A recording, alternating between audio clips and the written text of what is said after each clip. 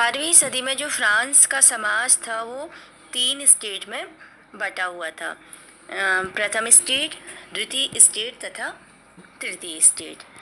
जो प्रथम स्टेट में जो लोग आते थे वो होते थे चर्च में जो काम करते थे, जिन्हें लोग पादरी कहते हैं। और द्वितीय स्टेट में वो लोग आते थे जो राजा, मंत्री, शाही परिवार के व्यक्ति, जिन्हें कि कुलीन वर्ग के लोग कहते थे।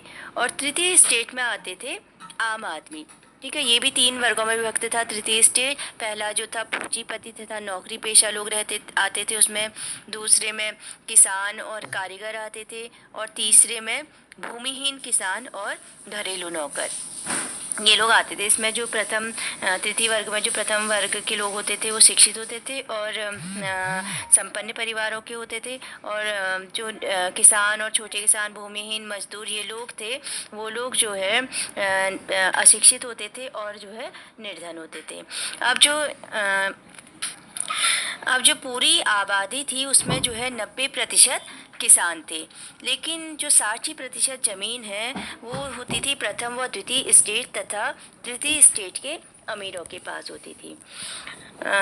जो पादरी तथा जो कुलीन वर्ग के लोग होते थे, प्रथम और द्वितीय स्टेट के लोग, इनके पास जो है कुछ विशेषाधिकार इन लोगों को यहाँ पर प्राप्त थे।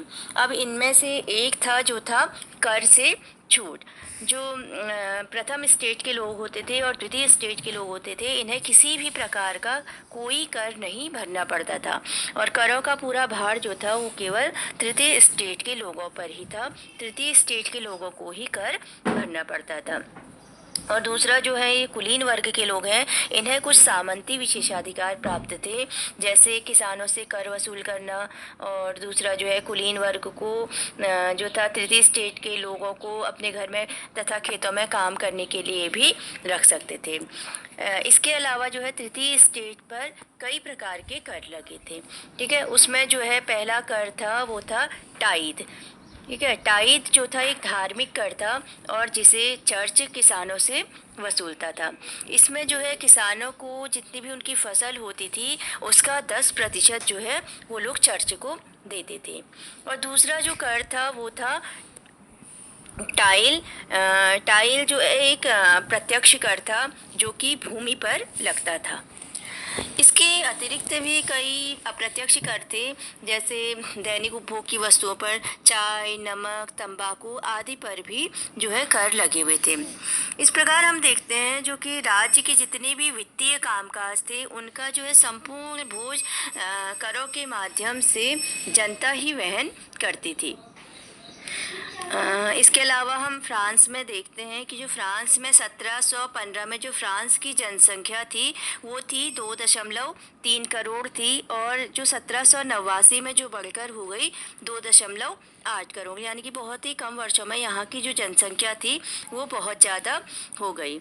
अब जब जनसंख्या बढ़ी तो जनसंख्या बढ़ने के साथ जो है अनाज की मांग भी बढ़ गई, लेकिन जनसंख्या की तुलना में जो अनाज का उत्पादन नहीं बढ़ा।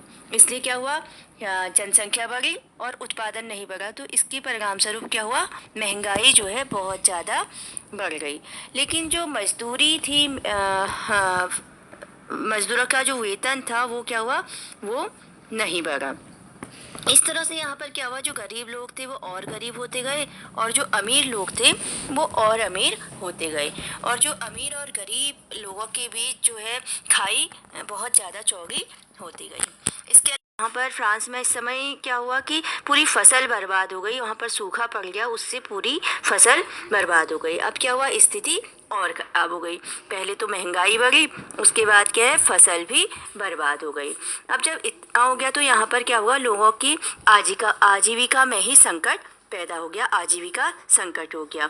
अब ये जो आजीविका संकट है वो क्या है, जब हमारी बेसिक नीड्स ही खतरे में पड़ जाती है तो हम उसे कहते हैं जीविका संकट। ठीक है, जिस स्थिति में किस स्थिति को कहते हैं, जब व्यक्ति अथक मेहनत के पश्चात भी जीने के लिए आवश्यक साधन भी ना जुटा सके और अपनी भूख को मिटाने में असमर्थ हो, तो उसे हम क्या कहते हैं, जीविका संकट।